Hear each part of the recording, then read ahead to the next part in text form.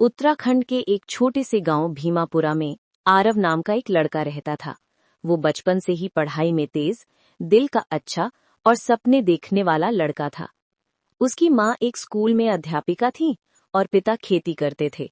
माँ हमेशा उसे कहती, आरव, सपने बड़े देखो, लेकिन रास्ता मेहनत का चुनो। आरव की आंखों में शहर जाकर बड़ा आदमी बनने का सपना था। वो रोज शाम को पहाड़ों की तरफ देखता और सोचता, एक दिन मैं भी यहाँ से निकलकर अपनी पहचान बनाऊंगा। 12वीं पास करने के बाद आरव पढ़ाई के लिए देहरादून चला गया। शुरुआत में सब कुछ अच्छा लगा, नई जगह, नए दोस्त, नई दुनिया। लेकिन जल्द ही शहर की सच्चाई समझ आ गई। कमरे का किराया, कॉलेज की फीस, खाने पीने का खर्च, सब उसके लिए बहुत भारी था। आरव ने पढ़ाई के साथ साथ कैफे में नौकरी शुरू कर दी। सुबह कॉलेज, दोपहर कैफे और रात में पढ़ाई। उसका पूरा दिन दौड़ते दौड़ते बीत जाता। कभी कभी तो वो थक कर रो भी देता, लेकिन माँ की आवाज उसके कानों में गूंजती रहती, हार मत मानो आरव, मेहनत कभी बेकार नहीं जाती। कॉलेज खत्म होने पर उसने बड़ी बड़ी कंपनियों में नौकरी के लिए इंटरव्यू दिए। 3 में रिजेक्ट हो गया, चौथे में भी नहीं हुआ। आरव टूटने लगा था। उसे लगता, क्या मैं इतना भी लायक नहीं।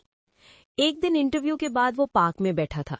तभी वहां एक बुजुर्ग अंकल आए और बोले, तुम्हारी आंखों में ऐसे सपने हैं जिन्हें कोई रिजेक्शन खत्म नहीं कर सकता। आरव उस वक्त कुछ समझ नहीं पाया, लेकिन उन शब्दों ने उसे गिरने नहीं दिया। आरव ने खुद को संभाला और स्किल सीखने शुरू किए, computer, marketing, designing, public speaking. हर रात वो देर तक पढ़ता। धीरे धीरे उसकी मेहनत रंग लाने लगी।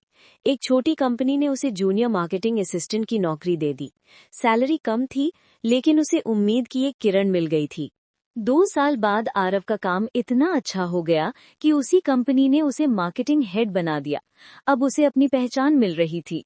उसे पहला बड़ा प्रोजेक्ट मिला, एक गांव में डिजिटल शिक्षा फैलाने का काम।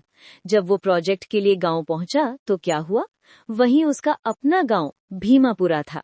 वो भावुक हो गया। रास्ते वही थे, पहाड़ वही थे, हवा वही थी, बस वो बदल चुका था। आरव घर पहुंचा तो माँ की आंखों में खुशी के आंसू थे।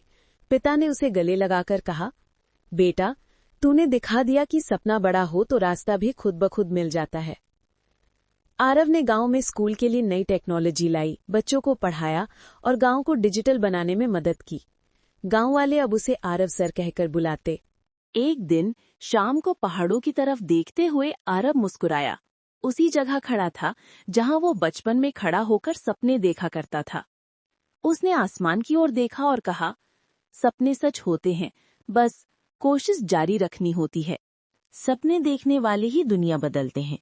असफलता अंत नहीं,